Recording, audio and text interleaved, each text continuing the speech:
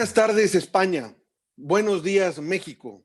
Desde el estado de Nuevo León, les damos la bienvenida a todos aquellos que nos ven gracias a la Brigada para Leer en Libertad y a la Fundación Rosa Luxemburgo. Hoy tenemos una personalidad clave dentro del contexto histórico que vivimos. Nuestro invitado de hoy es el responsable federal de Relaciones Internacionales de Izquierda Unida. Fran Pérez Esteban, gracias por estar aquí. Te agradezco que te estés tomando la molestia de darnos tu tiempo para saber qué es lo que está pasando en España, porque realmente están pasando cosas en España, por no decir que suceden todos los días y algunas son alarmantes todos los días. Y vamos con tu visión, que nos puedas decir qué está pasando. Vamos, nos encantaría, antes de empezar, que nos hicieras un panorama, ¿cómo la ves tú, general de la izquierda europea y también, y para terminar en España? Y obviamente de la derecha, pues ya sabes que la izquierda y la derecha van juntas. Claro que sí. Bueno, pues yo creo que la situación política en Europa no es, digamos que no es ajena a cómo está la situación política mundial, ¿no? Es decir, al mismo tiempo que se produce esta crisis, digamos, económica mundial, que ahora encima, pues, digamos que después de la pandemia se convierte también en una crisis sanitaria, ¿no? Pero que es una crisis del capitalismo, es una crisis de la globalización, y un incremento de la desigualdad, de la precariedad laboral, ¿no? que ha traído como consecuencia una crisis en la que la gente busca salidas por la izquierda y por la derecha, y ha traído como consecuencia, por ejemplo, el auge de algo que creíamos que no iba a volver nunca, ¿no? Como son los neofascismos en Europa o en el mundo, porque en toda Europa, digamos que los partidos neofascistas, incluso neonazis en el caso de Alemania, están en un momento de despegue, ¿no? Llevan varios años en los que estos partidos se han fortalecido. También es verdad que hay una izquierda alternativa que también se ha fortalecido, ¿no? Pero hay una crisis de la socialdemocracia muy fuerte, ¿no? De los partidos, digamos, socialdemócratas llevan tiempo que están en crisis. Los partidos conservadores que han gobernado entre estos dos bloques, digamos, Europa, en los últimos años han entrado en crisis y están en un mayor desarrollo opciones de izquierda alternativa, de una parte, de izquierda transformadora, de izquierda que quiere, digamos, cambiar el capitalismo, quiere hacerlo más compatible con la ecología, con la defensa y la supervivencia del planeta, que lucha por los derechos humanos, por los derechos de los trabajadores. Hay una confrontación, un desarrollo de ese bloque, digamos, de izquierda, pero al mismo tiempo un desarrollo del bloque de los partidos de la ultraderecha, ¿no? Y conocemos casos como el de Salvini en Italia o el de la hija de Le Pen, Marine Le Pen en Francia, ¿no? Y también en España, porque en España en los últimos 2 años ha surgido Vox, que es un partido también de ultraderecha, que ha surgido como, en parte, como una escisión del Partido Popular, ¿no? El Partido Popular español de José María Aznar, de Mariano Rajoy, ha estado en el gobierno en los últimos años con políticas neoliberales muy fuertes, ¿no? Con políticas de austeridad, políticas que negaban los derechos humanos y además políticas represoras de los derechos civiles, ¿no? Y de las libertades públicas, ¿no? Incluso se endureció el Código Penal ante la gran cantidad de movilizaciones que había en España para enfrentar las políticas, digamos, neoliberales de privatizaciones, de falta de derechos, de falta de inversión pública, de deterioro de la educación, de la salud. Esas son las políticas que ha hecho el Partido Popular. Bueno, pues este partido entra en crisis no solo porque se desgasta por estas políticas tan duras para las clases trabajadoras, para la gran mayoría social, sino por la corrupción, ¿no? El Partido Popular lleva en los últimos años un rosario de casos de corrupción, más de 80 altos cargos del PP, diputados, senadores, tesoreros del partido, están imputados en casos de corrupción, y las sentencias van a empezar a salir a partir de ahora de una manera fulgurante. Y bueno, pues hay una ultraderecha que surge del PP, que es Vox, y que es su presidente es Abascal, era un cargo del Partido Popular en la Comunidad de Madrid. También está en despegue. Y tenemos en América Latina pues lo mismo. Bolsonaro llega al poder en Brasil, si bien es verdad que con muy malas artes, porque ahí se le aplica una lawfare, digamos, un montaje judicial falso, absolutamente falso a Lula, que era quien iba primero en las encuestas y quien hubiera ganado las elecciones, ¿no? Y después aparece Bolsonaro. Claro, pero bueno, es verdad que también Trump forma parte de esa ultraderecha y no creamos que Trump se ha ido. Trump ha perdido las elecciones, ha cometido el gran error, digamos, de promover el asalto al Capitolio, ¿verdad? Pero, sin embargo, él va a seguir, el trumpismo va a seguir, ¿no? Y todos esos grupos de extrema derecha que hemos visto en Estados Unidos que nos ponen los pelos de punta, ¿no? Porque algunos son hasta gente del Ku Klux Klan, otros son grupos supremacistas blancos, ¿no? Racistas, xenófobos. Bueno, pues todo eso también, digamos, forma parte de los tiempos que corren, ¿no? Tenemos que enfrentar desde la izquierda alternativa a ese, no solo ya al neoliberalismo, sino también a ese neofascismo que está ahí y que quiere, digamos, ocupar el poder e imponer modelos autoritarios que dominen a los pueblos, ¿no? Nosotros queremos todo lo contrario, queremos la emancipación de los pueblos, queremos que los pueblos tengan derechos humanos, tengan derecho al trabajo, derecho a la vivienda, derecho a la salud, a la educación, y eso es negado por el neoliberalismo y es negado por el neofascismo. Así que ese es nuestro objetivo como izquierda, ¿no?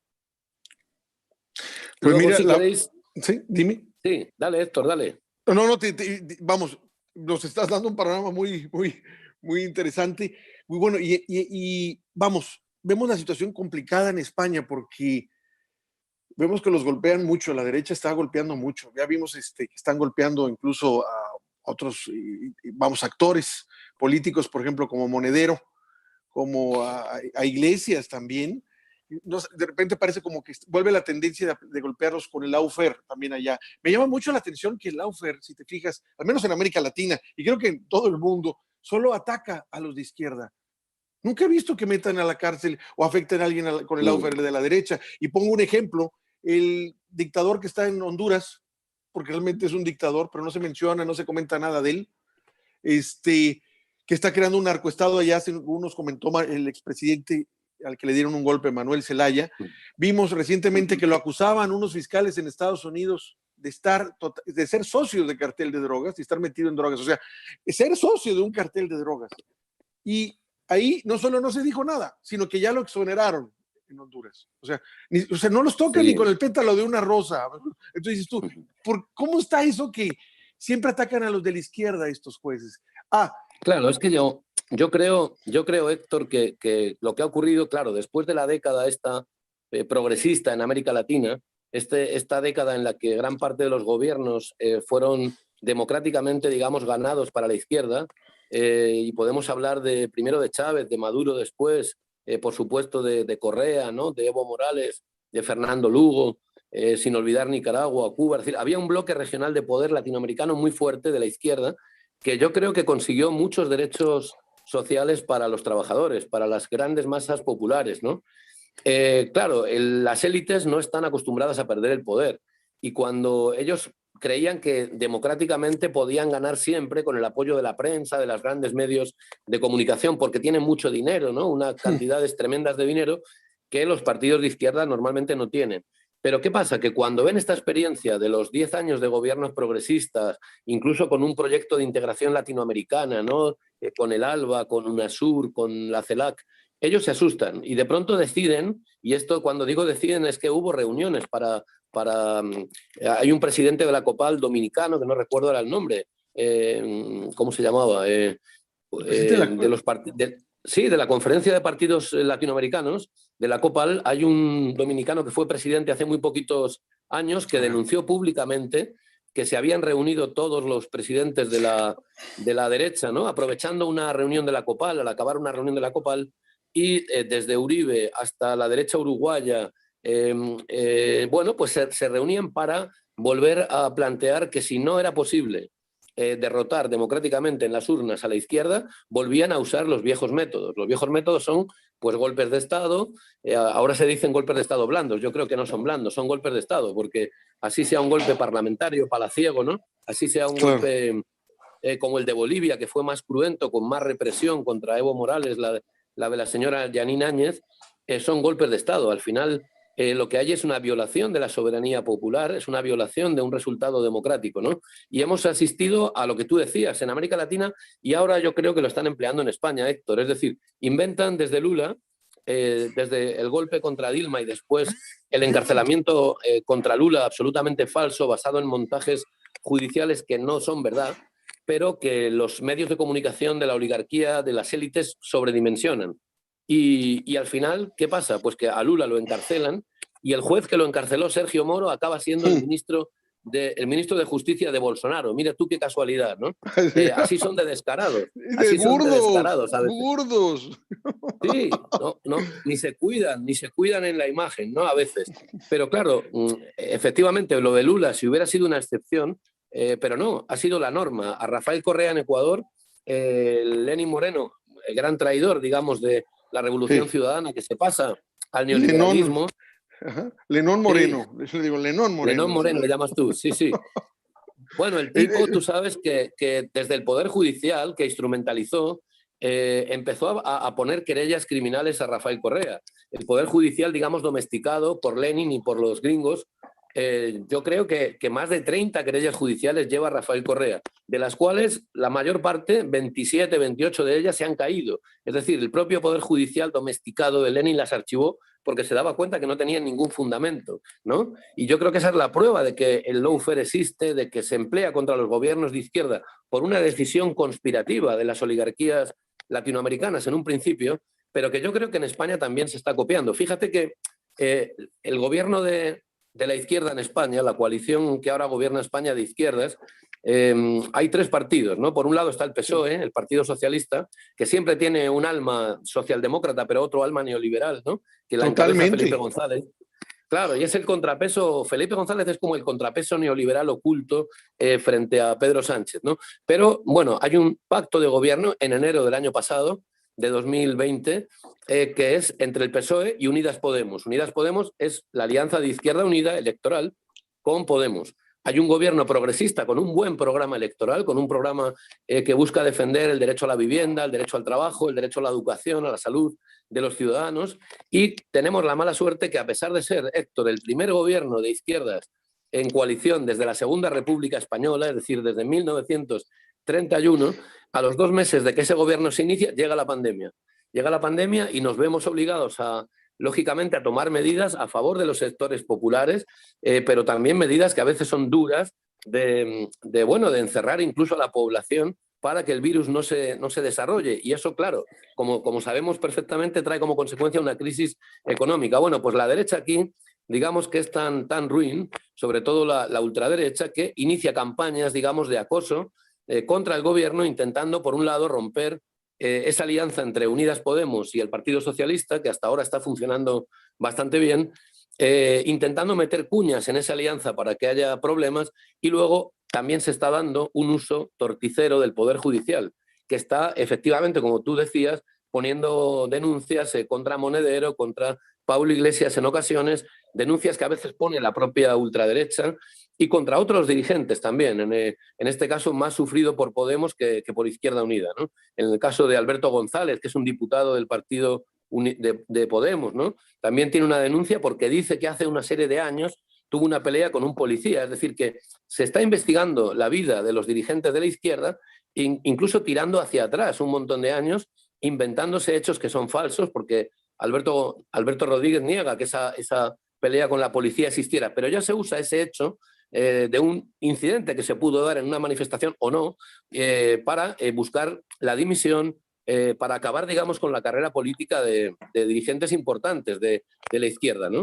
Y eso es la lawfare. La lawfare se está aplicando también en España, sin ninguna duda, contra la izquierda. Yo creo que porque también la izquierda cree en la justicia. Nosotros no vamos articulando, digamos, montajes judiciales falsos, Héctor, contra la derecha.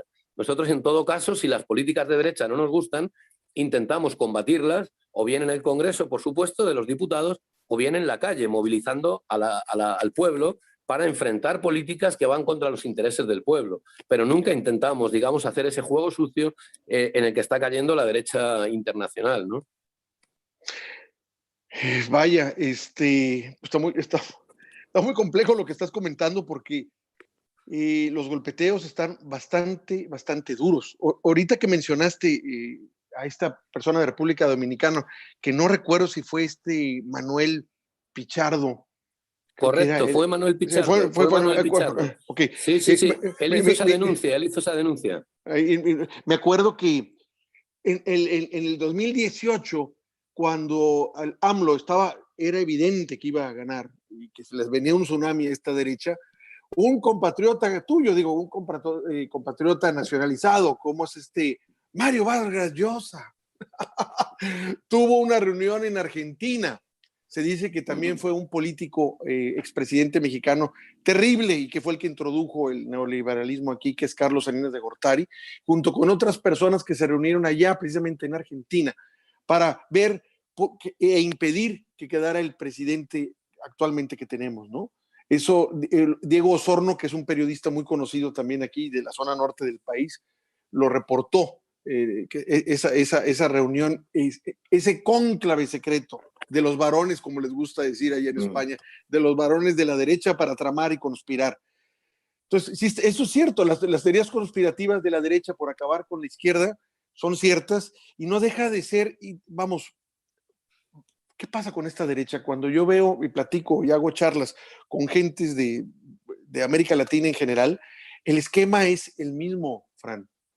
Una destrucción de la sanidad pública, una destrucción de la educación pública, el desmantelamiento total de los activos del Estado a manos de grupos empresariales o carteles empresariales, en la que están políticos en connivencia con intereses extranjeros, en la que hay una clase que se ve inmediatamente favorecida, que si era rica se volvió multimillonaria y ya puede salir en revistas como Forbes y Fortune, pero al mismo tiempo, al hacer eso, como que jalan la cobija y la cantidad de pobres aumenta.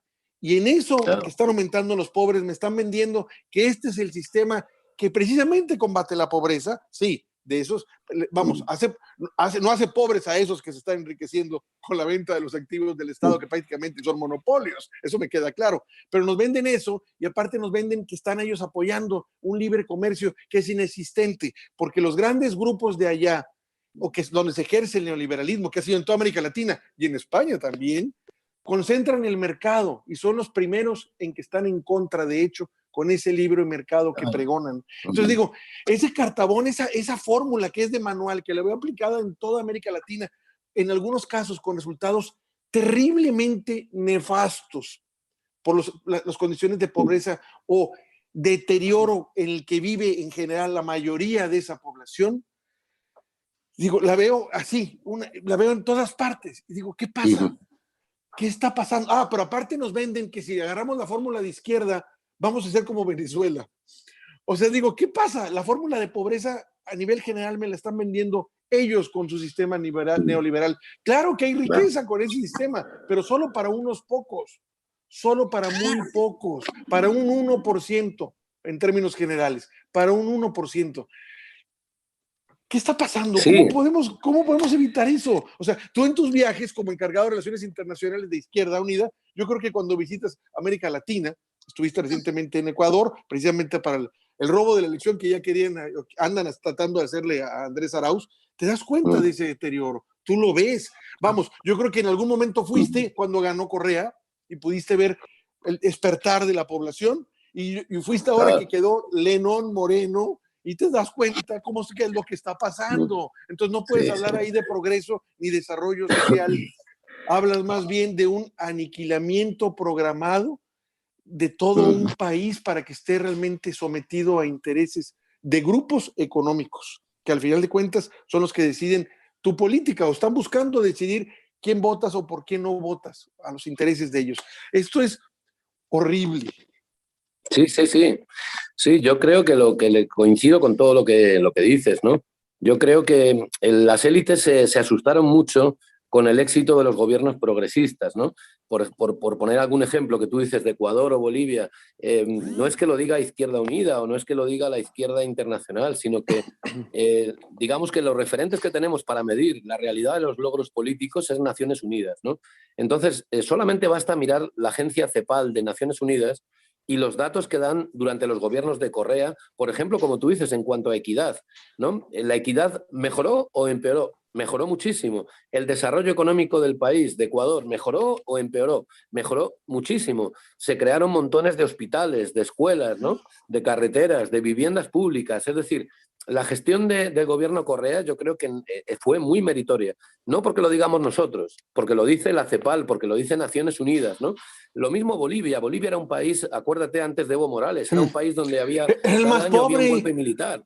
Era el de los más pobres de América Latina, si no es que el más pobre. Exacto, después de Haití era Después el de país Haití, después de Haití. más pobre y tenía cada año un par de golpes de Estado durante todo el siglo XX, ¿no? Es decir, eso era Bolivia y era un país dominado por la embajada norteamericana que hacía lo que quería, ponía y quitaba presidentes. Bueno, llega Evo y esa pobreza histórica de Bolivia fue desapareciendo. En los 14 años de Evo ha habido unos índices de desarrollo humano muy elevados. Lo dice Naciones Unidas, ha habido más de 20 puntos, ha bajado la pobreza extrema en Bolivia, ¿no? Y en Bolivia se han creado hospitales, como decía, se han creado universidades públicas, ¿no? Se ha creado desarrollo, se ha frenado mucho la desigualdad, ¿no? Y yo creo que todo eso es innegable. Entonces, ¿qué ocurre? Que las élites se dan cuenta, Héctor, de que si ellos no intervienen con nuevos métodos, aunque esos métodos sean sucios, de alguna forma el pueblo había visto, ¿no? Y lógicamente los procesos históricos de cambio social, de transformación social hacia la izquierda iban a avanzar en América Latina. Por eso vuelven a los golpes duros, a los golpes blandos, ¿no? Por eso la lawfare. Es decir, por eso intentan por métodos que no son democráticos, que son absolutamente torticeros, ¿no? Injustos y violentando el ámbito de la justicia, intentan recuperar el poder. Porque si no, lógicamente, los pueblos no son idiotas, sabe quién le favorece y que las políticas neoliberales no les estaban favoreciendo, que estaban privatizando, que como tú dices, el caso, por ejemplo, de las transnacionales europeas en América Latina es un escándalo, ¿no? Es decir, las élites latinoamericanas habían acordado repartirse, digamos, el negocio entre sus negocios y los negocios de las transnacionales. Y en Bolivia, en Ecuador, lo que hacían los gobiernos neoliberales era entregar los recursos naturales del país a las empresas multinacionales, que se llama, muchas de ellas, por cierto, españolas, que efectivamente funcionaban como verdaderos cárteles, ¿no? Que muchas veces obtenían contratos para llevarse la riqueza a España y un país rico como es Bolivia en gas, en petróleo, en minerales, de pronto estaba empobrecidísima su población. ¿Cómo puede ser eso, no? Que es lo que decía Evo. Entonces él pone los recursos naturales al servicio del pueblo, nacionaliza los hidrocarburos y es el principio de que cualquier empresario español o europeo que quería invertir en Bolivia de pronto tenía que pagar un montón de impuestos con lo que los gobiernos neoliberales les eximían, ¿no? Esto es muy importante porque al pagar impuestos el Estado retiene dinero como para poder luego invertir en desarrollo humano, invertir en desarrollo social, ¿no? Si no hay dinero en el Estado, obviamente no hay inversión pública. Esto es otra de las normas claves de la fiscalidad desde la izquierda, ¿no? Y que en América Latina, tú sabes, Héctor, que muchas veces las élites no querían pagar declaraciones de la renta, no querían que hubiera una fiscalidad progresiva que gravaba más los impuestos a los que más tienen, porque así ellos no pagan al Estado. Ellos tienen como minorías de poder, digamos que tienen garantizados todos sus derechos, ¿no? El derecho a la educación, tenían grandes mansiones, grandes viviendas. Entonces no querían garantizarle al pueblo eso. Llega Correa y hace una reforma fiscal importante para gravar en impuestos, para que paguen más impuestos los más ricos. Y con ese dinero es con el que Correa pudo hacer, digamos, toda la inversión pública que destinó a políticas públicas de desarrollo social de las grandes mayorías sociales. Claro, ¿qué hicieron ahí? Pues como son muy malvados, digamos que ellos inventan, ¿no? Sabían que se presentaba Lenín Moreno. ¿Qué hicieron? Pues un trabajo de cooptación, un trabajo de captarle para que el Lenín Moreno traicionara a su proyecto político, al pueblo ecuatoriano, a sus propios compañeros de partido y una vez llegado al poder, inmediatamente hizo una cosa que a mí me llamó la atención, Héctor, se reunió con todos los bancos con los que Correa había estado enfrentado y nunca Correa había aceptado reunirse con ellos, ¿no? Eso fue lo que hizo en las 2 primeras semanas, a los 15 días de llegar de presidente. Y llega a acuerdos con los bancos y después llega a acuerdos con las grandes empresas. Y claro, al final termina siendo un desastre, termina habiendo un levantamiento popular, un levantamiento indígena y Lenin acaba, bueno, pues en el basurero de la historia, que es donde está ahora, ¿no? Como traidor a su propio pueblo. Incluso estos gobiernos de izquierda, Héctor, habían defendido, por ejemplo, el derecho a la soberanía nacional, ¿no? Es decir, que la base militar de Manta de los Estados Unidos en Ecuador, Correa la mandó levantar y no le renovó el contrato. Entonces, ¿qué hizo Lenin después? Volver a darle la base militar de Manta a los Estados Unidos. Por tanto, atacar a la propia soberanía de su propio pueblo, subordinar su país a los intereses del imperialismo, ¿no? bueno, pues todo esto sucede en América Latina y sucede a veces también, ya digo, con la complicidad de muchas empresas multinacionales que han intentado expoliar los recursos naturales de América Latina, ¿no? Y que muchas veces los partidos de la derecha europea las impulsan como parte de su política exterior y empobrecen a los pueblos, ¿no? Entonces, bueno, en esa encrucijada estamos ahora, creo yo, ¿no? Por un lado, si América Latina recupera gobiernos de izquierda, gobiernos que piensan en la soberanía nacional y en las mayorías sociales, tienen que frenar a esas multinacionales y tienen que ir abriendo los ojos, digamos, al pueblo para que se den esos procesos, ¿no? democráticos. Pues lo que dices es terrible cuando dices tú, están intentando expoliar. Digo, no, no lo están intentando, ya lo hicieron, lo han hecho por décadas y de forma salvaje. Sí. En mi país así somos prueba de es. esto. Con por ejemplo, por nombrarte algunos, los contratos de energía, en este caso la energía eléctrica, estuvo a Iberdrola y hay otras empresas por ahí que realmente hicieron su agosto. Ahora sí que nos duele decirlo, pero dirían ustedes, hicieron las Américas, sí, vinieron y nos cambiaron por espejitos, como se diría, toda la riqueza nuestra. Y este gobierno se está oponiendo a eso. Y estas empresas ahora financian este golpeteo contra este gobierno porque les está afectando sus intereses, obviamente, ¿no? Y pues es una salvajada. O sea, vamos, es que es un robo en despoblado y me lo legalizan y me lo cuentan y me lo venden, pero digo, no lo tengo por qué aceptar y no está bien. El costo en vidas humanas, en futuros de gente que podría vivir mejor a lo que vive ahorita, es incalculable y brutal. Y vemos que no les importa, que no les interesa. Volviendo, por ejemplo, a lo que está pasando en España, pero no de que no me deprimas más aquí en América. Hablemos de España más. ¿Qué pasa dale. ¿Qué pasa con este señor Bárcenas? Hombre, bueno, que era tesorero del PP. ¿Cómo lo ves? ¿Qué está pasando? No, muy importante lo que tú planteas, porque lo de Bárcenas es el caso de corrupción, digamos, más sonado del Partido Popular de la derecha española en los últimos años, ¿no? Bárcenas, para que lo entienda nuestros oyentes, Bárcenas es el tesorero del Partido Popular, lo fue durante veintitantos años, desde 1990, prácticamente hasta que lo cesan en el 2013, 2014, ¿no? ¿Qué ocurre? Que el Partido Popular había estado gobernando con Aznar y después con Aznar, sobre todo en la época de Aznar, de una manera con muchos casos de corrupción. Fíjate, ellos desde el Estado concedían, digamos, contratos a empresas importantes españolas, contratos de servicios, y esas empresas después, digamos, que pagaban comisiones ilegales al partido. ¿Y eso quién lo cobraba? Lo cobraba Bárcenas como tesorero del Partido Popular. Pero Bárcenas no se quedaba el dinero. Bárcenas lo que hacía era una parte de ese dinero de las empresas iba al partido y normalmente financiaba campañas electorales y otra parte de ese dinero, fíjate qué curioso, para comprar el silencio de toda la dirección del Partido Popular, lo que se articula es un sistema por el cual Bárcenas reparte sobres de entre 5.000 y 15.000 euros, ¿no? Es decir, que estaban cobrando como sobresueldos gran parte de la dirección del partido por hacer la vista gorda en un sistema de corrupción en los que desde el gobierno el PP daba contratas a empresas, esas empresas lógicamente ganaban mucho dinero y a cambio las empresas devolvían parte del dinero en comisiones ilegales, ¿no? Entonces eso estalló en el año 2013 por dos periódicos, El Mundo primero y luego el diario El País, que sacan reportajes sobre esto. Incluso se llega a publicar la contabilidad de Bárcenas completa, con los nombres de los que habían cobrado, cuánto dinero habían cobrado, en qué fechas habían producido.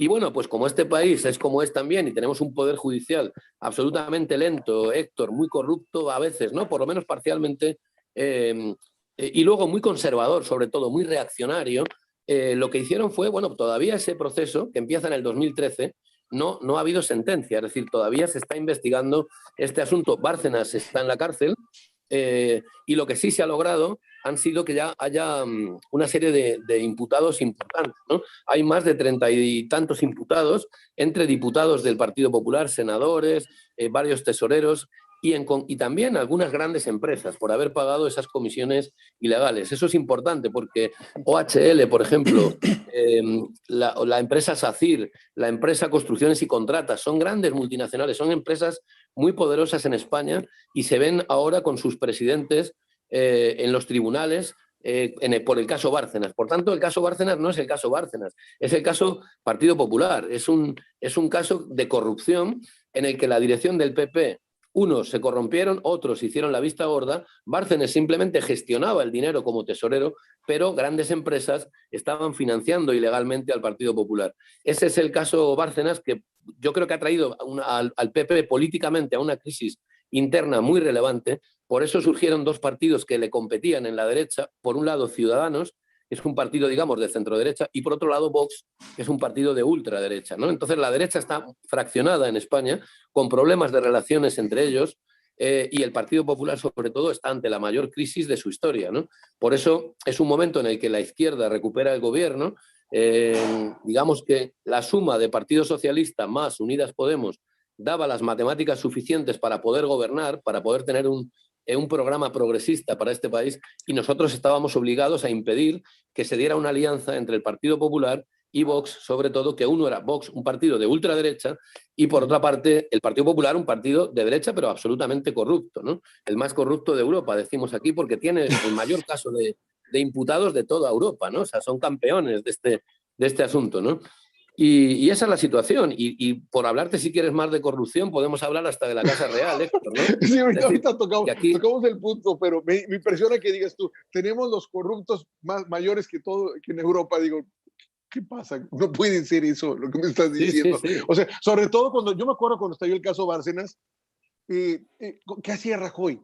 Que no hacía nada. O sea, para mí Rajoy es un caso muy especial de un político que sobrevive sin hacer nada, sin atender nada.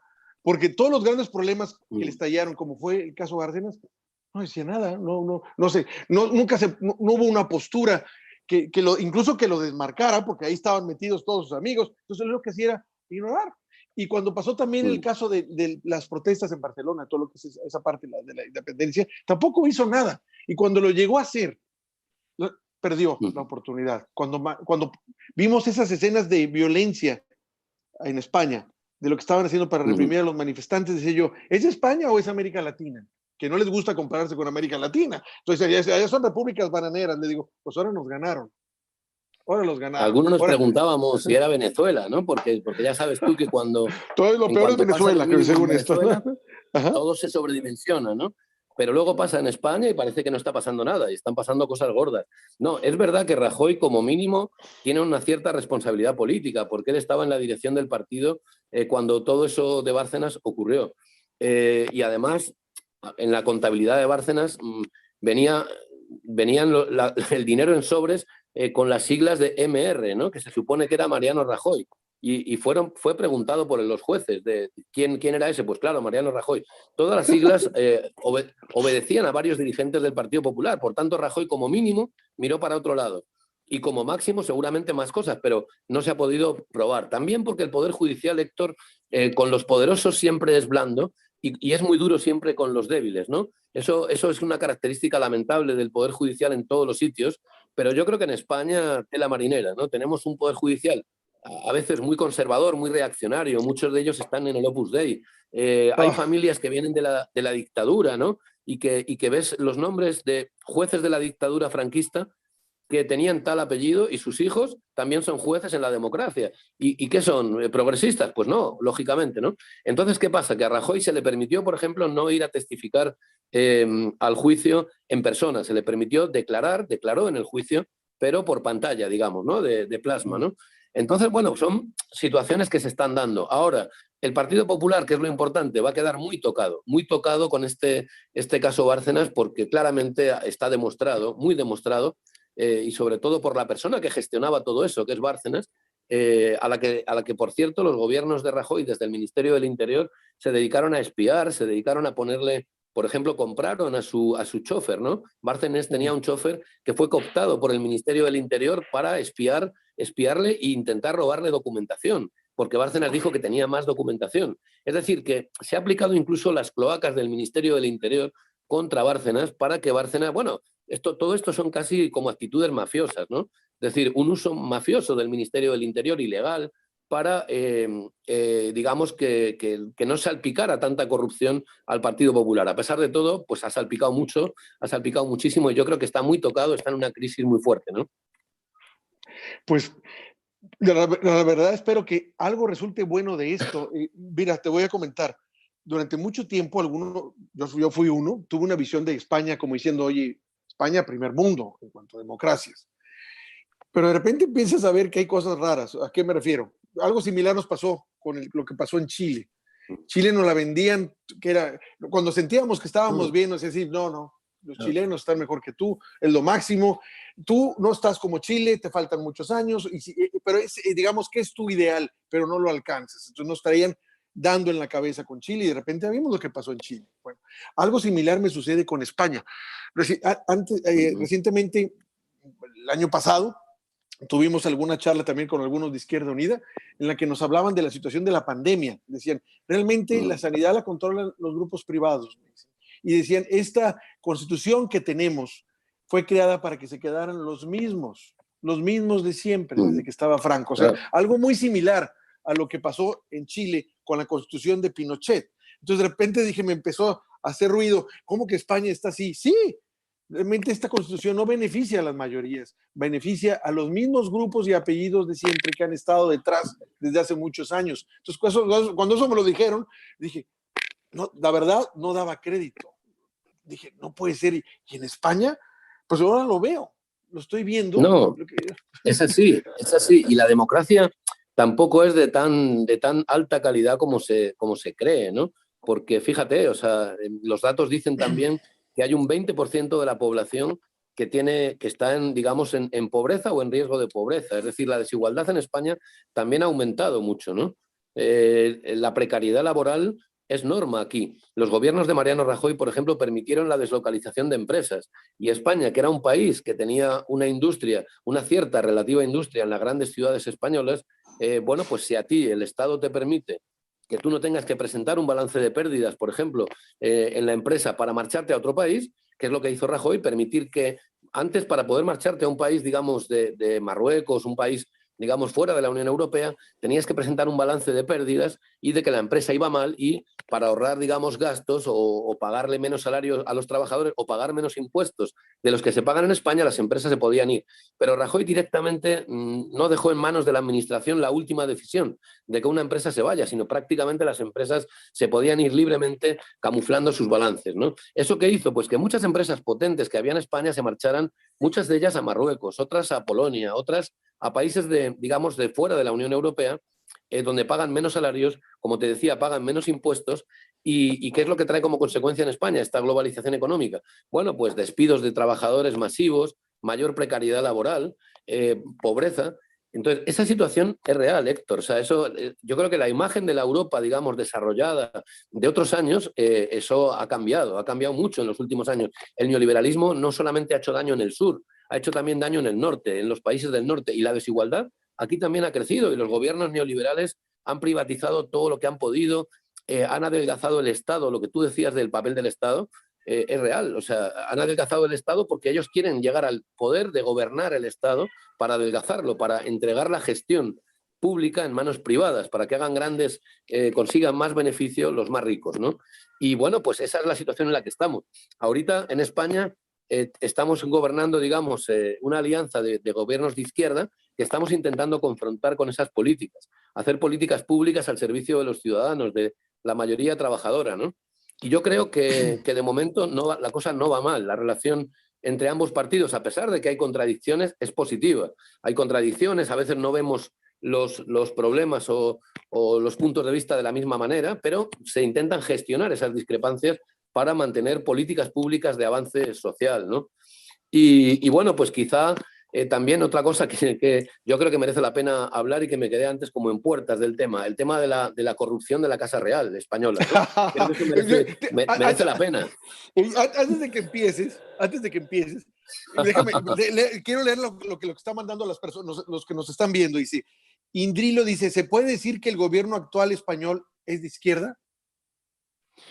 Claro que sí. Yo creo que se puede decir que es de izquierda siempre que su programa de gestión sea de izquierda, ¿no? Nosotros hemos planteado en el programa de gobierno medidas muy a favor de los trabajadores. Fíjate que el movimiento 15M que surge en España de protesta ciudadana, lo que más se quejaba es que la Constitución española garantiza, en teoría, derechos a los trabajadores, a los ciudadanos.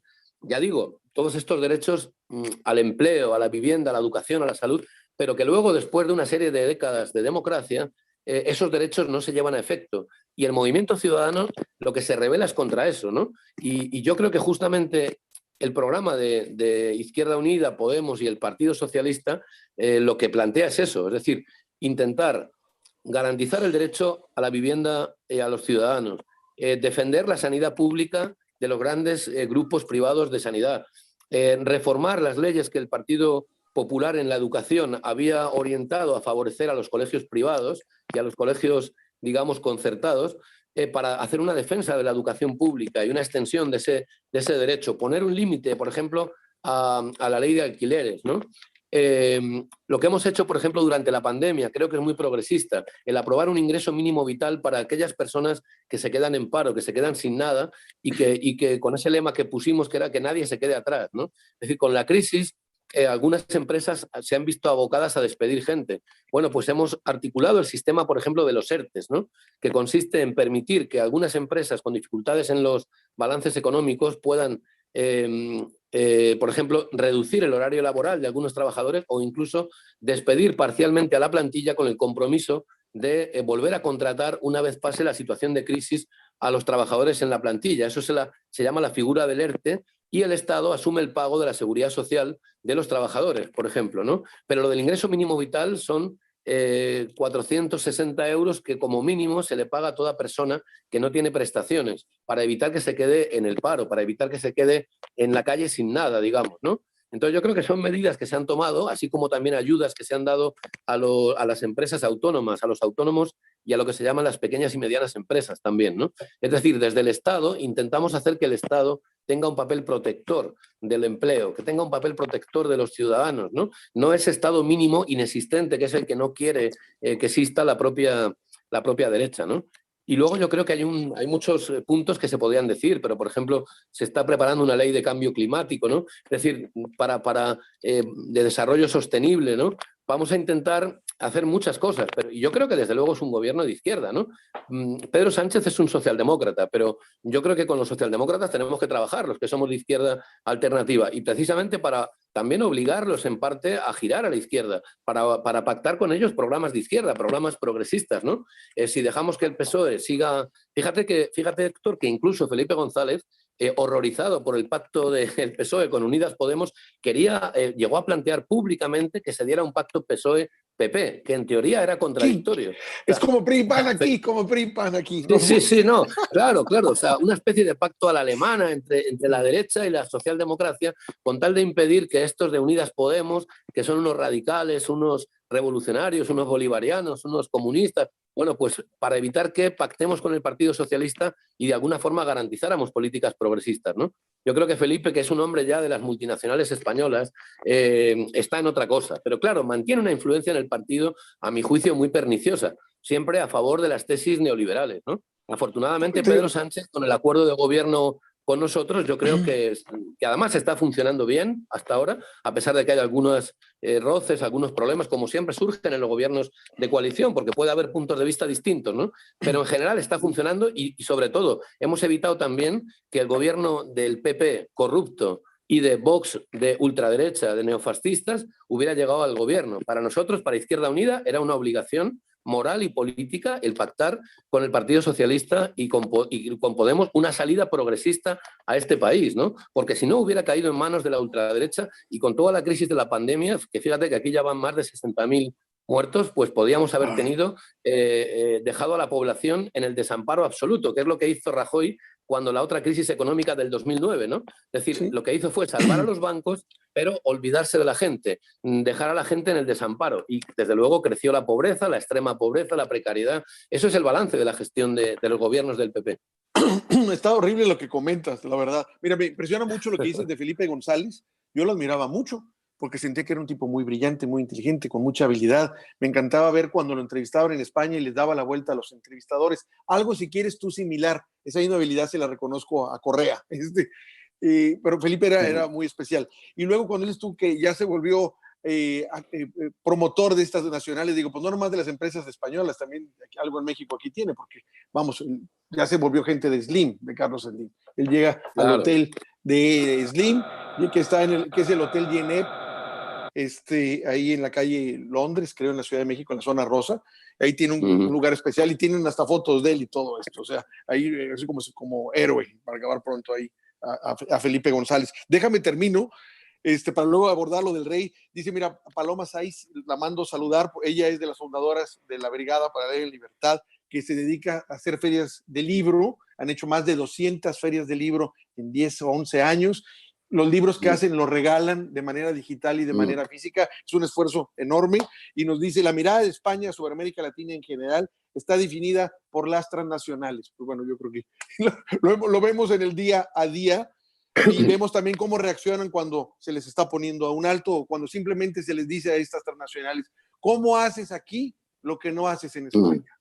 ¿Cómo aquí vienes a hacer estos niveles de corrupción y allá no lo haces? No, pues no es correcto ni es justo esto que estás haciendo. Francisco Felipe de Jesús dice, lo mismo pasaba en México, la oligarquía no quería pagar debidamente impuestos antes de López Obrador. Sí, no los pagaba o los negociaba o pagaba cuando quería o lo que quería o se los condonaban. Claro. O sea, era impresionante. Dices, oye, ¿qué pasa? Y luego dice, nos vuelve a decir Paloma Saiz, dice, una España muy dividida. Lo peor es que la impunidad de lo que pasó durante el franquismo no han querido denunciar y se sigue arrastrando. Sí, ahí tienen ustedes una herida abierta que han dejado un rastro impresionante conforme avanza la historia. Fíjate, bueno, ahorita que tocaste el de Pedro Sánchez, yo recuerdo que Pedro Sánchez lo primero que hizo fue rendirle homenaje a Felipe González porque era su héroe y no sé cuánto más decía, y luego como que él lo traiciona por Cristina Díaz, ¿no? Era la que él traía, Cristina y Cristina Díaz, para arriba y para abajo. Por Susana Díaz. Susana Díaz, y que lo tumban a Pedro, ¿no? Y Pedro, en ese lapso, hace lo que debía de ser cualquier político y que por lo visto en España pues no lo hacían muchos, recorrer en un carro chiquito, pequeño, toda España. Y entonces gana cuando lo tumban vuelve a ganar. Entonces digo, ahora sí ya con derecho propio y luego los manda al carajo a Felipe y a los demás. Yo espero que así sea. Pero sí a veces, digo, era la izquierda, digamos, la más conocida, porque la de ustedes y la de Podemos no la vendían. Es la izquierda que está espantosa, como si fuera la izquierda guerrillera, la izquierda rojiza, la izquierda que nos venden aquí en nuestro país, ¿no? Y pues tampoco es así.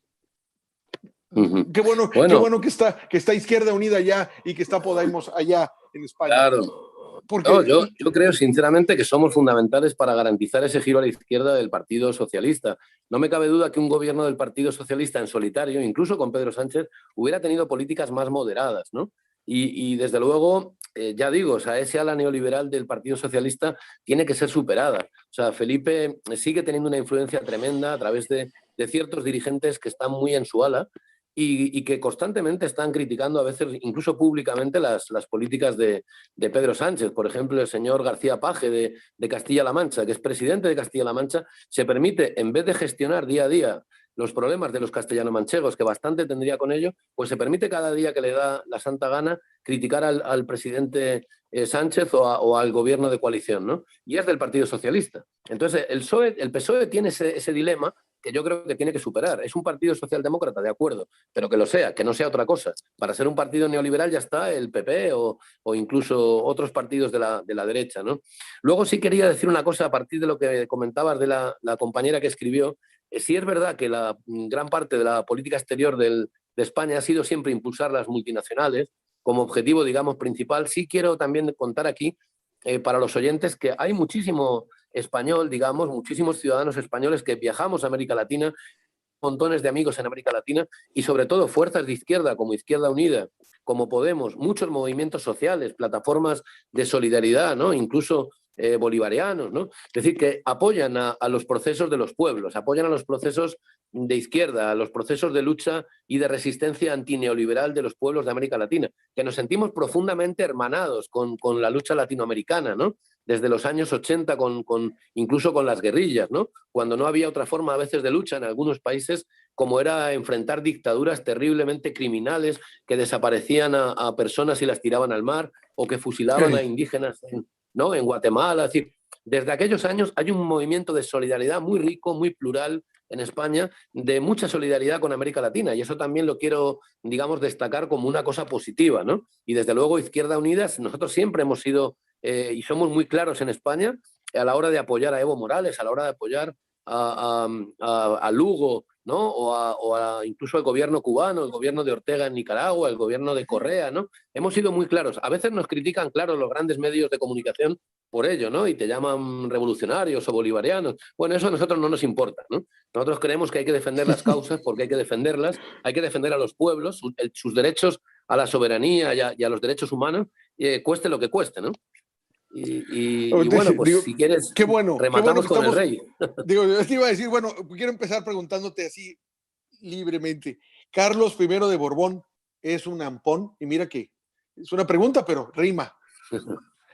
Pues desde luego no cabe duda que presuntamente lo es ahora mismo, que está, digamos, siendo investigado por la Fiscalía Española, por la Fiscalía General del Gobierno de España y también por la Fiscalía Anticorrupción, que está siendo investigado por la Fiscalía Suiza por haber, digamos, supuestamente cobrado 100 millones de dólares por haber sido el hacedor de un contrato que Arabia Saudita habría entregado, digamos, a 12 empresas españolas, 12 grandes multinacionales. Es que realmente el rey se ha dedicado a ser un lobista de las transnacionales, ¿no? Como Felipe González, en muchos casos, ¿no? Y entonces, al final, ¿qué es lo que pasa? Pues que al final, por algún lado, los casos de corrupción salen, ¿no? Ahora mismo hay una sospecha tremenda sobre Juan Carlos de Borbón.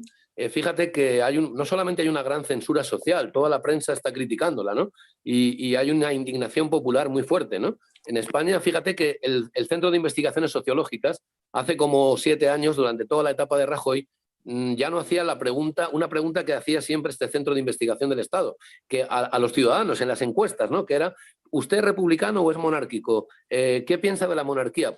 Esa encuesta, esas preguntas las han retirado porque ya en España hay más republicanos que monárquicos. Los ciudadanos, sobre todo los jóvenes, no entienden una institución, digamos, que más allá de que sea corrupta o no, se basa en la herencia, ¿no? Que no es democrática, que nadie vota a los reyes. Es una cosa que en el siglo XXI yo creo que está absolutamente obsoleta. Nosotros en Izquierda Unida somos claramente republicanos, en Podemos también. Y claro, incluso en el gobierno de coalición estamos gestionando esa discrepancia, porque tú imagínate, hay un partido, el Partido Socialista, está defendiendo una monarquía constitucional, pero luego todas sus bases son republicanas, ¿no?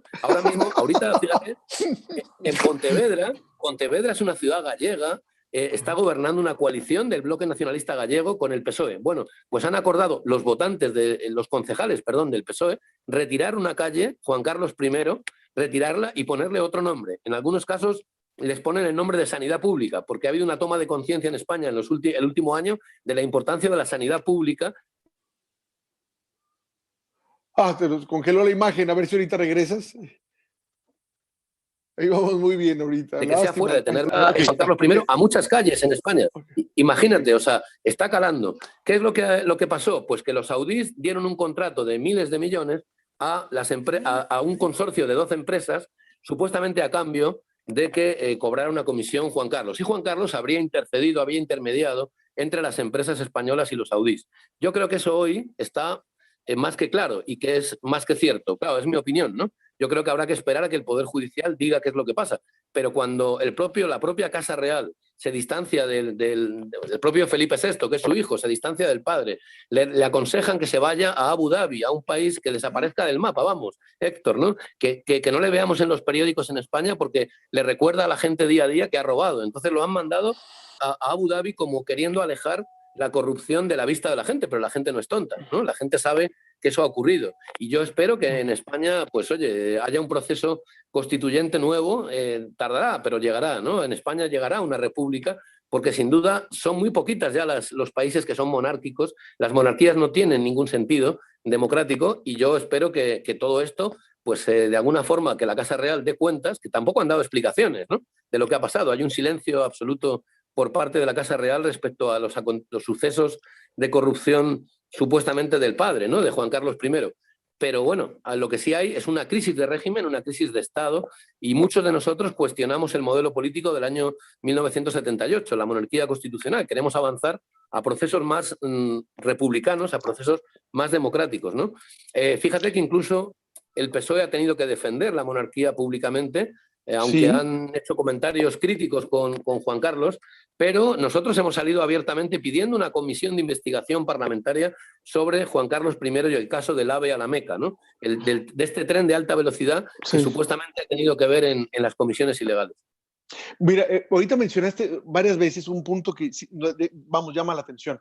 Muchas veces parece que el PSOE hace fuerza por guardar el status quo, o sea, por mantener la monarquía, por no tocarla, por no decir nada sobre ella, por obviar ciertas cosas, por mirar a otro lado.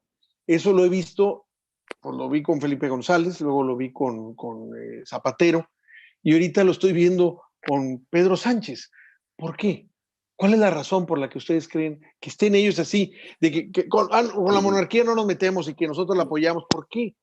¿Por qué esa Mira, yo actitud? creo que en su origen, en la transición a la muerte del dictador, lo que se dan son conversaciones de Felipe González y de Javier Solana con el Departamento de Estado norteamericano. Hay una serie de conversaciones donde los norteamericanos, Estados Unidos, le piden varias cosas a Felipe González. Una de las cosas que le piden es que abandone el marxismo, que el PSOE abandone el marxismo, cosa que hicieron después en el Congreso de 1979. Otra cosa que le piden es que vayan aceptando a la OTAN, cosa que también cambiaron de opinión, eran anti-OTAN y después se volvieron pro-OTAN, ¿no? Y la tercera cuestión que le pidieron es que aceptaran una monarquía para evitar que hubiera una república en España. Eso ya está demostrado porque hay varios libros que han investigado documentación desclasificada de los Estados Unidos, ¿no? Aquí ocurre una cosa, Héctor, muy curiosa. O sea, los norteamericanos tienen muchos defectos, pero tienen unas leyes de libertades civiles que les permiten cada X años desclasificar un montón de documentación secreta, ¿no? Y hay algunos investigadores y periodistas españoles que han ido a Estados Unidos y han sacado documentación. Te digo esto porque en España todavía hay documentación secreta, clasificada, por ejemplo, de lo que decía esa compañera, esa oyente que había escrito que hablaba sobre los crímenes del franquismo. Todavía hay mucha documentación del franquismo declarada secreta. ¿Por qué? Porque todavía son viejitos, algunos de ellos viven todavía y tienen miedo a que se interpongan querellas criminales contra ellos, ¿no? Entonces yo creo que la transición española se hizo sobre un condicionamiento de que Juan Carlos de Borbón siguiera, que hubiera impunidad en los crímenes del franquismo, que no hubiera juicios como intentó hacer Alfonsín, Raúl Alfonsín en Argentina, por ejemplo, ¿no? Y se hizo una ley de amnistía que todavía está vigente, que nosotros hemos dialogado con el Partido Socialista, hemos discutido, hemos debatido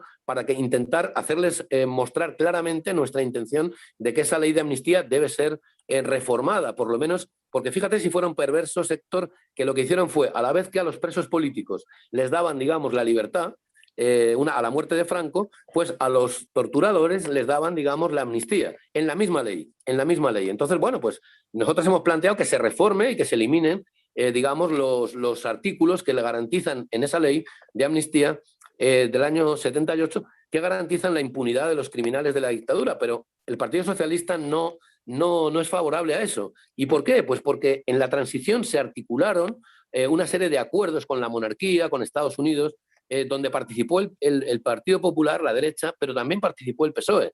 Y ese PSOE, que hoy tiene unas bases muy republicanas, fíjate que en el último congreso donde Pedro Sánchez salió elegido secretario general, las juventudes socialistas presentaron una enmienda para que el partido luchara y promoviera un proceso constituyente republicano para buscar una tercera república. Pero es que eso lo llevaron a la comisión política del Congreso y lo ganaron. Y entonces tenía que ir a plenario.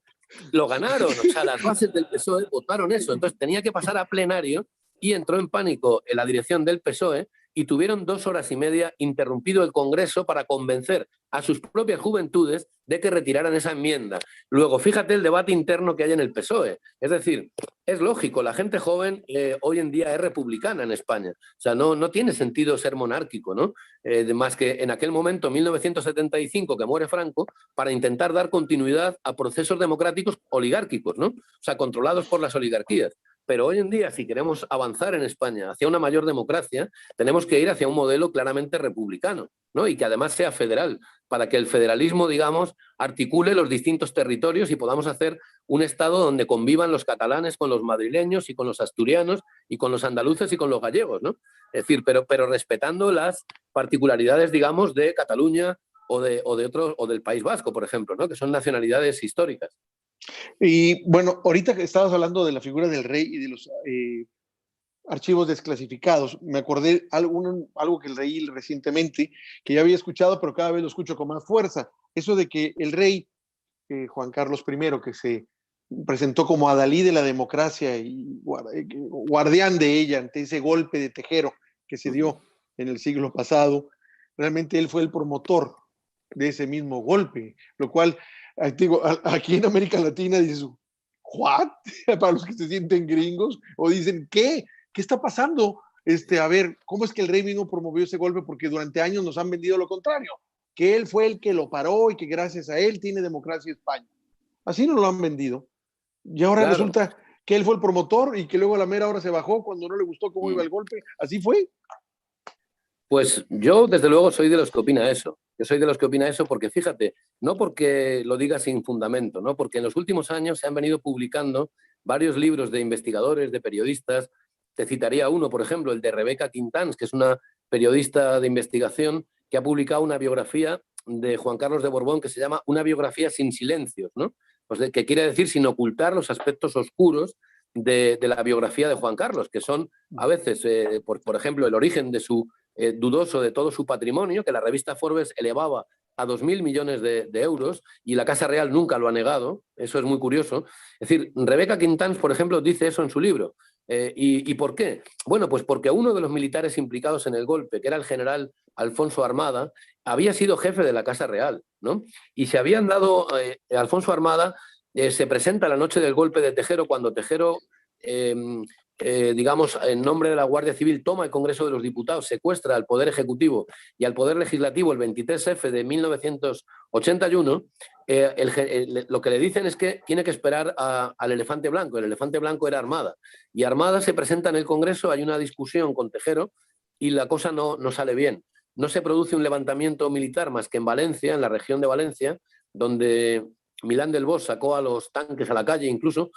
Y bueno, pues hay un montón de horas en los que desde las 6 de la tarde hasta las 12 de la noche Juan Carlos no dice nada, está callado, ¿no? Después a las 12 de la noche sale en televisión y él dice ya que no respalda el golpe, que está con la democracia, etcétera, etcétera. Pero bueno, yo creo que todavía hay muchos secretos por descifrar en el 23F, pero es muy probable que el rey en aquel momento, que había tenido una buena relación con Adolfo Suárez, que era el presidente del gobierno, ante la situación de crisis que había atentados de la ultraderecha en aquel momento, una situación de inestabilidad política muy alta, había atentados también de ETA muy, muy serios, buscaran una solución que pasara por quitar del gobierno a Adolfo Suárez, ¿no? Y yo creo que hay más que indicios que apuntan a que el rey sabía que esa operación estaba, como mínimo sabía, y permitió, y que después, efectivamente, a mitad de camino cambia de opinión. Y eso, ya te digo, no es porque lo diga yo, eso está en varios libros como el que te cito de Rebeca Quintans, pero hay muchos otros, ¿no? Hay varios libros que apuntan a eso, ¿no? De algo que nos están preguntando es, ¿qué opinas de Pablo Hasél, el rapero? Mira, pues de Pablo Hasél yo creo que a uno le pueden gustar sus letras o no, ¿no? Yo creo que a mí no me gustan demasiado sus letras. ¿Por qué? Porque a veces habla con mucha frivolidad, pues de violencia en ellas, ¿no? A mí no me gusta la violencia. Nosotros somos una organización política pacifista que defendemos la no violencia y la paz, ¿no? Entonces, por ejemplo, él tiene alguna canción pues donde habla de pegar un tiro en la nuca, ¿no? O tiene alguna canción que habla de los Borbones son unos ladrones, ¿no? Yo creo claro, yo creo que en el caso de los Borbones, históricamente ese hecho es verdad. O sea, en el caso de los Borbones es verdad, desde el siglo XIX han sido unos ladrones al pueblo español, al Estado, ¿no? Y más cosas, ¿no? María Cristina de Borbón, la esposa, por ejemplo, de Fernando VII, fue la mayor esclavista española del siglo XIX, es decir, pero han sido una dinastía muy corrupta, como han sido las monarquías en casi todo el mundo, ¿no? Pero lo que te quiero decir, que es lo más importante, es que en España hay alguna anomalía democrática. En España no se puede meter en la cárcel a un joven porque cante eso. Que a uno le podrán gustar las canciones o no. Ya te digo que a mí no me gustan demasiado porque no creo que se pueda banalizar la violencia, no se puede. Eso es lo que pienso. Ahora, una cosa es que por esa canción te puedan poner una multa y otra cosa es que por una canción te lleven preso. Con eso no podemos estar de acuerdo y no lo estamos. Y fíjate que Unidas Podemos hemos presentado una propuesta para que el gobierno conceda el indulto a Pablo Hasél, ¿no? Porque hay un poder judicial, como te decía, que es muy blando con los poderosos y muy duro con los humildes o con la gente del pueblo, ¿no?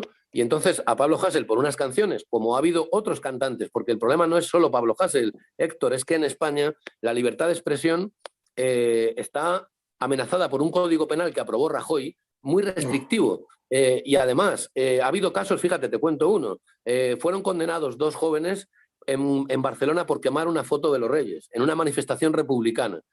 Fueron condenados. Resulta que después de que son condenados, detenidos, tal, ellos recurren al Tribunal Europeo de Derechos Humanos y el Tribunal Europeo de Derechos Humanos les da la razón y le dicen, no, no, esto es libertad de expresión. En España, ¿por qué no va a poder existir gente republicana que quiere expresarlo en la calle? El hecho simbólico de quemar un retrato de la Casa Real o de los reyes simplemente significa simbólicamente que uno está en contra de la monarquía, no que los quiera matar, no que los quiera quemar, ¿no? Entonces, lo que está en juego realmente en el caso de Pablo Hasél y de otros, como estos 2 activistas que te digo, que en una manifestación manifiestan su republicanismo y queman esa foto, bueno, pues al final el Tribunal Europeo de Derechos Humanos, Héctor, condenó al Estado español por el caso ese y dijo que se habían equivocado y que esa sentencia debía ser anulada. E inmediatamente había más de 30 casos de jóvenes que tenían causas penales abiertas en la Audiencia Nacional Española y fueron archivados, porque el Tribunal Europeo de Derechos Humanos dijo que eso era, que tenía que prevalecer la libertad de expresión, ¿no?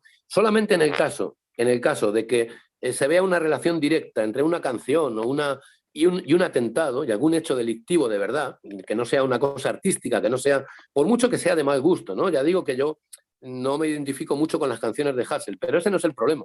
Ha habido en España otros muchos casos de republicanos o de unos titiriteros, estoy recordando, que haciendo una obra de teatro en un carnaval en España fueron detenidos y encarcelados porque decían que habían hecho una obra de teatro sobre el terrorismo y que estaban enalteciendo el terrorismo. Una obra de teatro. Es decir, eso no pasa en ningún país de Europa ahora mismo. Sin embargo, en España sí, porque también tenemos un poder judicial que viene de una tradición y de una formación franquista. Y todavía es muy conservador, muy reaccionario. Claro que hay jueces más progresistas, ¿no? Por supuesto, y jueces que son más objetivos, pero muchas veces esos reaccionarios marcan una condena, unas sentencias donde se penaliza la libertad de expresión. Nosotros hemos planteado también, Héctor, que esa reforma que hizo Rajoy, penalizando la libertad de expresión, se elimine, que se elimine del Código Penal ese tipo de delitos, ¿no? Las injurias a la corona, yo qué sé, las ofensas a los sentimientos religiosos. Aquí, por ejemplo, por decir me cago en Dios, se ha abierto una causa penal contra un artista, Willy Toledo, ¿no?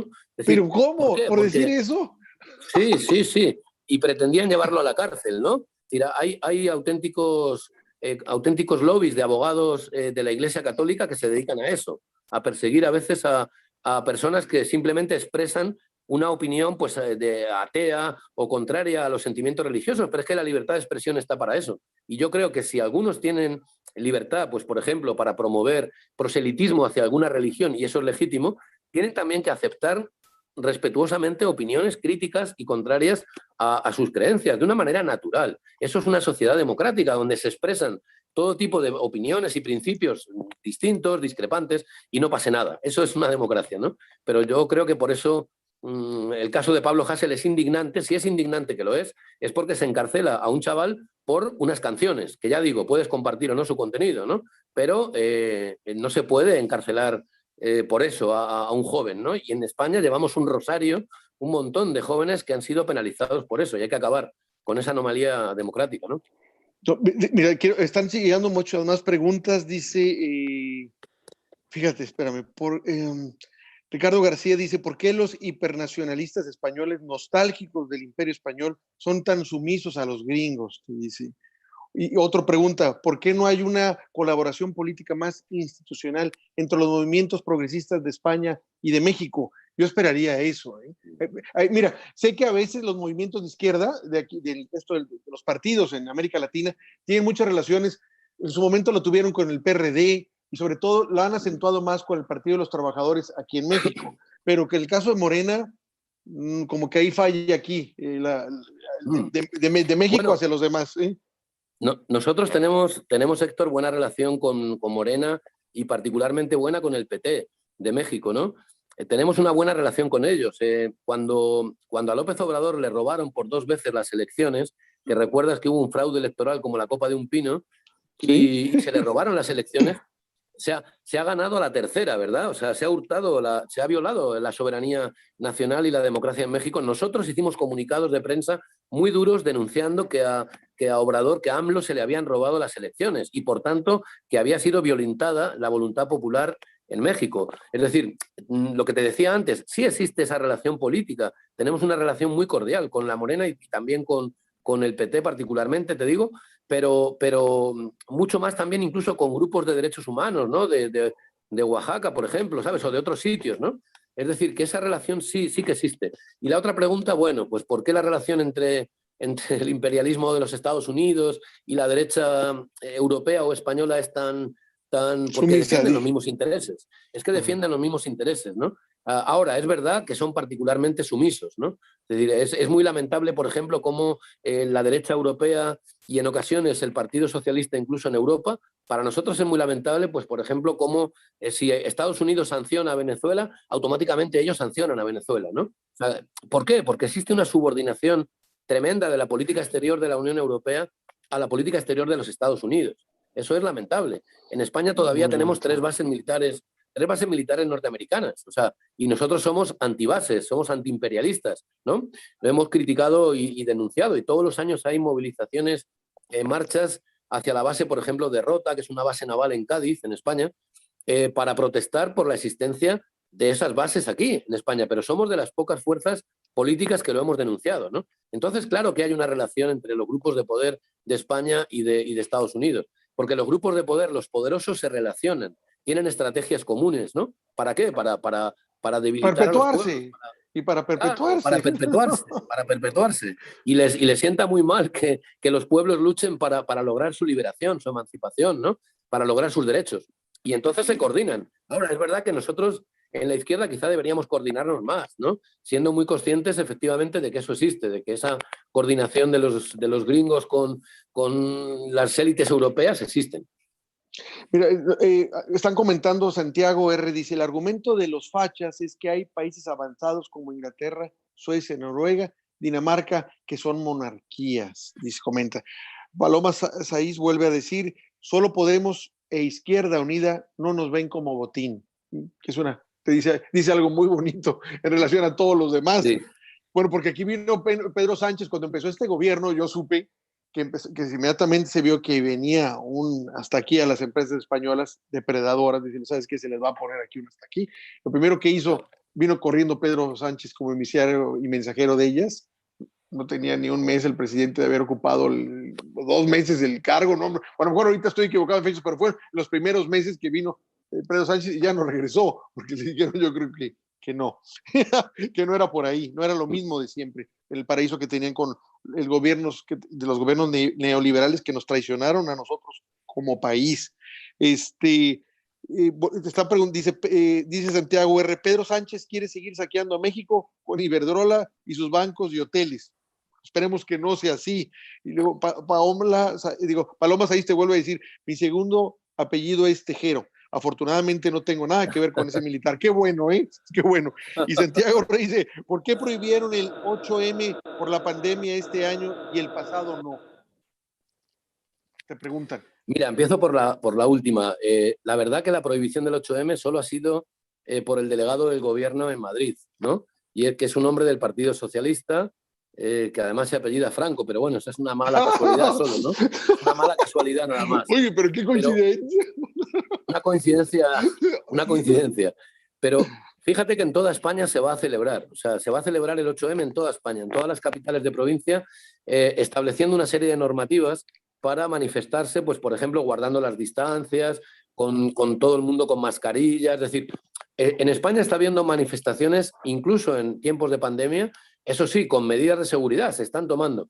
Nosotros, desde Izquierda Unida, no hemos entendido esa decisión del delegado del gobierno, ¿no? Que es un compañero del Partido Socialista, pero esa decisión no la compartimos.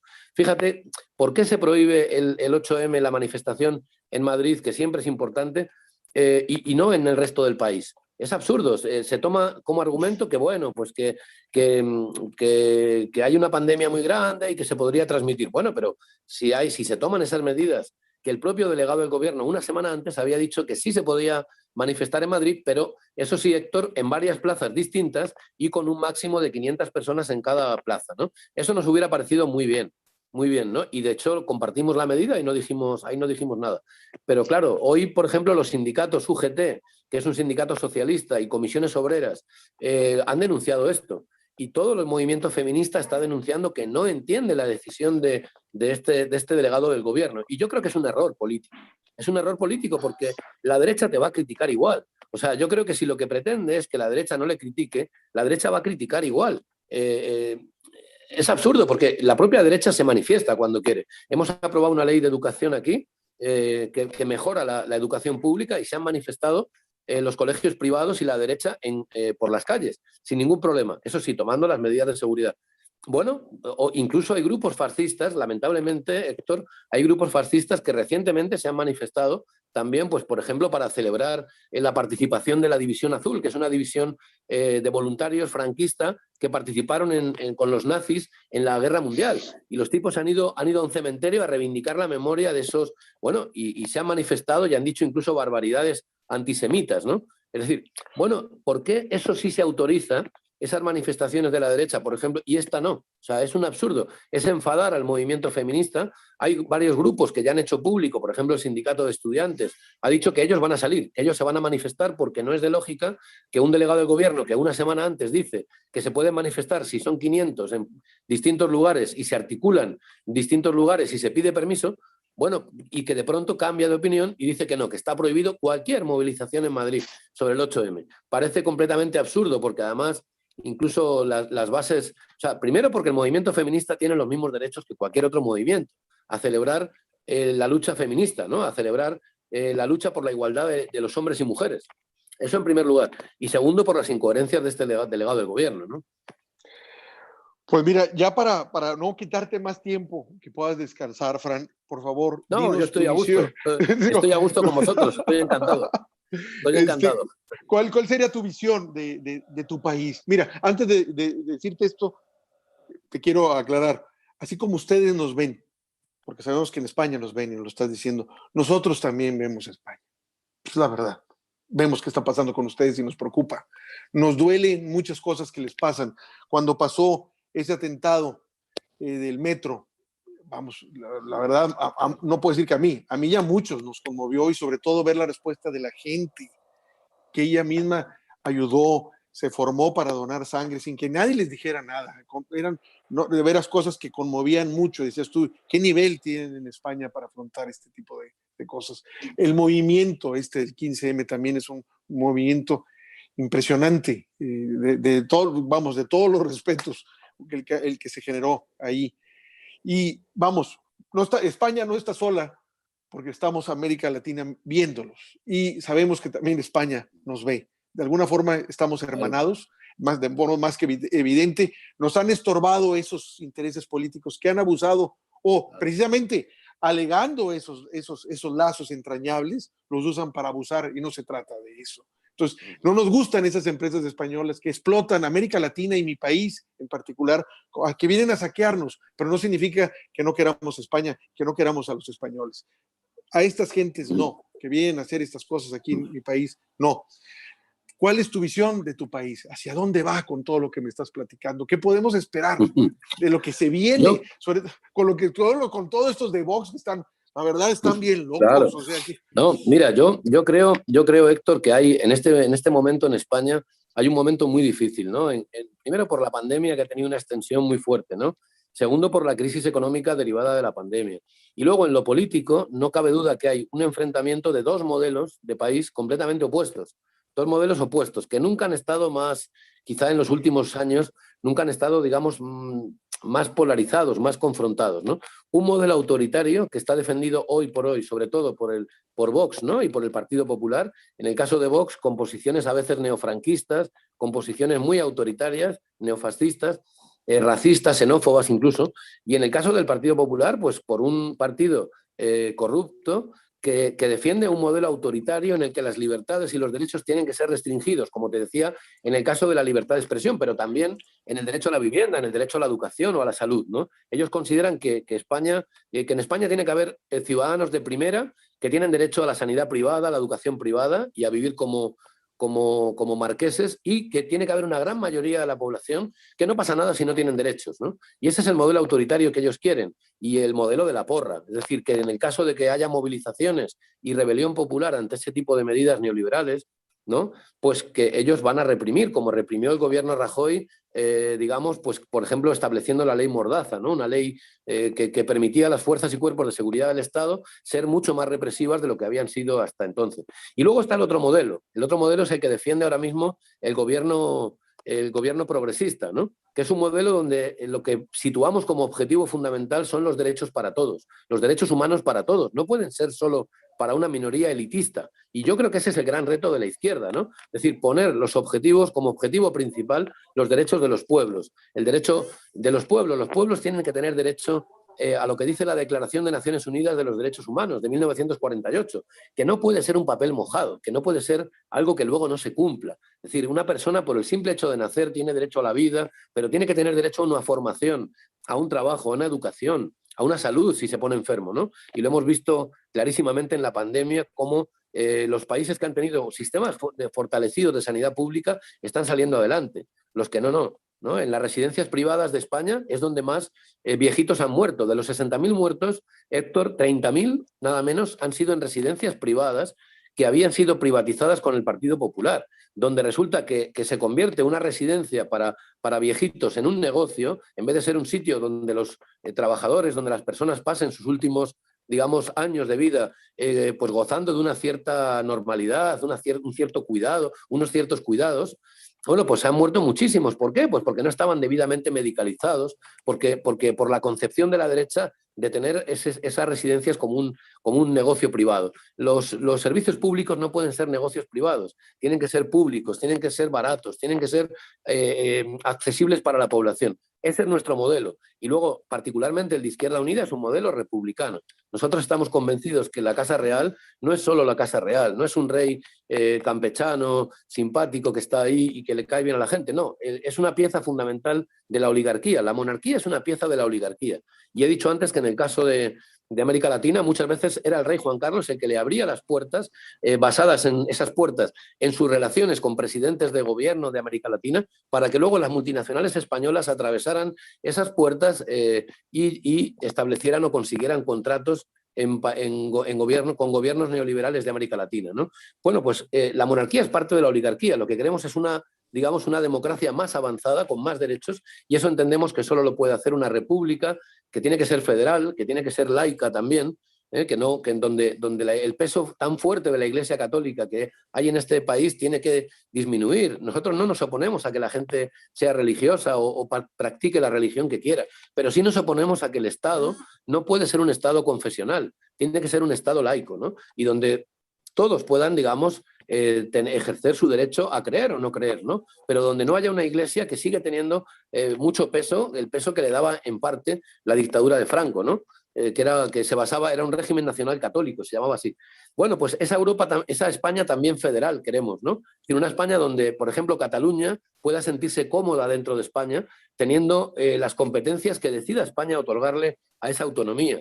Nosotros estamos convencidos que con un modelo monárquico es muy difícil que Cataluña o el País Vasco, digamos, se sientan a gusto. Pero sí creemos que un modelo federal, descentralizado, puede ser mucho más factible, ¿no? Y desde luego más democrático. Y en eso es lo que queremos, una república social que ponga los derechos de los pueblos, los derechos de los trabajadores, de la mayoría social, de los ciudadanos. Los derechos son lo primero. No, la política no está para favorecer a las grandes corporaciones, a las grandes élites, a las grandes mayorías que siempre han tenido el poder. Eso es la izquierda y no la derecha. Esa es la gran diferencia, ¿no? Y España está así, muy polarizada, Héctor, muy confrontada en sus modelos políticos, con una extrema derecha que está muy crecida, que tiene 50 diputados, que ha ganado esos diputados a expensas del Partido Popular, fundamentalmente por la crisis que el Partido Popular ha tenido, por la corrupción de la que antes hablábamos, la de Bárcenas y otros muchos casos de los que no te he hablado. Y bueno, pues esa extrema derecha está violentando mucho las calles, ¿no? Está promoviendo manifestaciones, está, por ejemplo, retirando calles digamos, héroes republicanos o de víctimas de la guerra civil, ¿no? O esta misma mañana, fíjate, he estado en un mausoleo que la izquierda había construido a las víctimas del franquismo, que es algo de justicia. Según dice Naciones Unidas, la verdad, la justicia y la reparación son los derechos que las víctimas de las grandes masacres, de los grandes genocidios de la historia tienen que tener. Bueno, pues la izquierda madrileña, cuando gobernó en la legislatura anterior, creó un mausoleo a las víctimas. Lo primero que hizo el señor Almeida, el alcalde del Partido Popular actual, en el gobierno de Madrid, es derribar ese mausoleo. Bueno, pues hoy ha habido un homenaje a las... Es bárbaro, porque yo a veces pienso y digo, pero estos tipos, ¿cómo no disimulan por lo menos que son los herederos del franquismo, ¿no? Es que parecen que se reivindican en el franquismo, ¿no? Bueno, fíjate que hoy... Eso hizo Almeida, o sea, no puede ser lo que me estás diciendo, o sea, ¿qué le costaba conservarlo? ¿Cómo? Tumbarlo es un gesto demasiado brutal. Es una declaración de que... Les molesta Héctor porque les recuerda que muchas veces sus propias familias, sus tíos, sus abuelos eran franquistas. Y entonces ellos se sienten herederos y a veces se sienten orgullosos con la boca, digamos, tapada. Pero sus hechos les delatan, ¿no? Es lo que tú dices. ¿Por qué les molesta que una serie de personas que han sido asesinadas por el fascismo en España, por la dictadura, tengan un reconocimiento en un cementerio donde fueron fusiladas miles de personas, ¿no? Bueno, pues les molesta, eso es tremendo. Ese es el autoritarismo oculto, digamos, de la derecha española. Y eso es lo que desde la izquierda estamos intentando combatir, ¿no? Así que, bueno, veremos, pero es una especie de duelo. La política siempre es como una batalla que no se basa en la violencia, lógicamente, pero muchas veces tiene mucho de confrontación, ¿no? Fran, yo te agradezco de veras el espacio que nos estás dando. Empezamos a hablar a las 6, yo creo que ya 7:30 ya, para que puedas descansar este día. Has estado muy ocupado y de veras, de corazón, gracias por el tiempo que nos diste, por tus palabras, por toda la visión que compartiste con nosotros. Y te voy a decir lo que en alguna ocasión he dicho, no muchas veces, pero ahorita sí lo siento decir, no están ustedes solos allá. No están solos. Bueno, muchas gracias, Héctor, muchas gracias. Muchas gracias porque yo creo que efectivamente las luchas de España con América Latina, nosotros desde la izquierda tenemos que potenciar la relación entre nuestros pueblos, tenemos que ayudarnos, tenemos que ser solidarios con las luchas de América Latina y yo desde luego te agradezco mucho también tus palabras porque en eso se basa la solidaridad de la izquierda, de unos pueblos con otros, ¿no? Nosotros hemos trabajado mucho créeme, con los inmigrantes latinoamericanos aquí en España, admiramos mucho las luchas de la izquierda latinoamericana y siempre intentamos trabajar para tener la mayor relación con todos los países de América Latina a los que sentimos muy cerca y son muy queridos, ¿no? Así que te agradezco mucho tu apoyo y esta oportunidad que me has dado para explicar un poquito cómo está mi país y también tocar las relaciones con América Latina, que siempre es interesante. Así que muchísimas gracias, Héctor, a ti, a tu medio y desde luego a México, que es un país muy querido para mí y bueno, a toda América Latina, ¿no? No, te lo agradezco mucho, Fran. Estamos en contacto. Después vas a volver a saber de nosotros. Sí. Conforme veamos qué está pasando en España, te vamos a molestar. Y gracias por tu tiempo. Y nuevamente nos vemos pronto. Muy bien.